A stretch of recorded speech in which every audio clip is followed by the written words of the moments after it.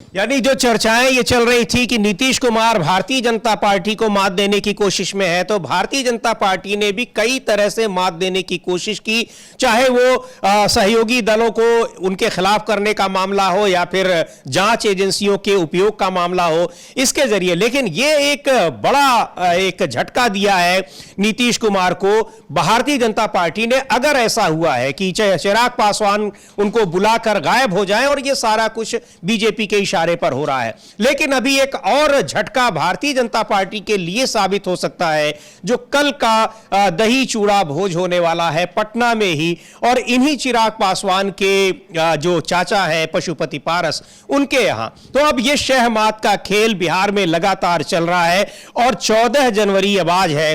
अब इसके बाद इस शहमात के खेल का रिजल्ट भी बहुत जल्दी आने वाला है, ऐसा कहा जा रहा है। और यह जो रिजल्ट आएगा, जो परिणाम आएगा, उसमें नीतीश कुमार, उसके बारे में बहुत कुछ उन्होंने इशारों में बता दिया है, जता दिया है। हाँ बिल्कुल समझिए, और इशारे दे दिए हैं। और नीतीश कुमार हालांकि खामोशी से बाहर निकल गए, ये जो खबरें आ रही हैं वो ये है कि खामोशी से बाहर निकल गए, कुछ कहा नहीं उन्होंने, लेकिन उनके चेहरे पे गुस्सा साफ देखा जा सकता था। और नीतीश कुमार ये समझ गए कि चिराग पासवान के जरिए बीजेपी ने उनकी बेइज्जती कराने की कोशिश की है।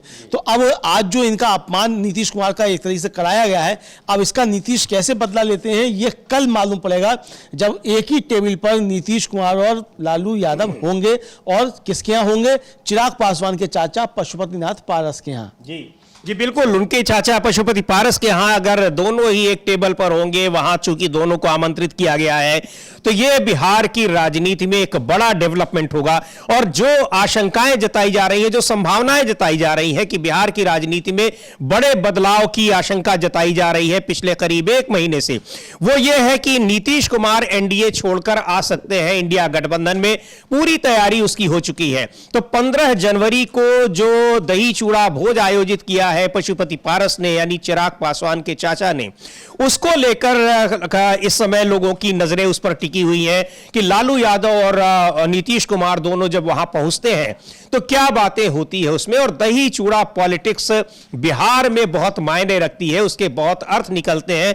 और अर्थ ही नहीं निकलते हैं, वो अक्सर वो परिणाम दिखते भी हैं जो राजनीतिक संभावनाओं की जो आशंका या संभावना जताई जाती है, उसका परिणाम इस दही चूड़ा भोज के बाद अक्सर देखने को मिला है। हमने बिल्कुल समझिए, जब भी बिहार में दही चूड़ा की पार्टी होती है तो उसके बाद खिचड़ी जो है कुछ अजीब तरीके की पकती है बिहार में। और ये बिहार की जो है रीति है, जब से नीतीश कुमार मुख्यमंत्री बने हैं उसके बाद से लगातार जो है इस तरह की चीजें वहां देखने में मिलती रहती हैं। राजनीति में उतार चढ़ाव और नई तरह की खिचड़ी पकने के वहां से जो है वो सूचनाएं आती रहती हैं। तो अब जो आज जो खिचड़ी पकते पकते रह गई चिराग पासवान के यहाँ, वो खिचड़ी कल जाकर किस तरीके से पकती है पशुपतिनाथ पारस के यहाँ, ये देखना बहुत महत्वपूर्ण होगा समीर जी।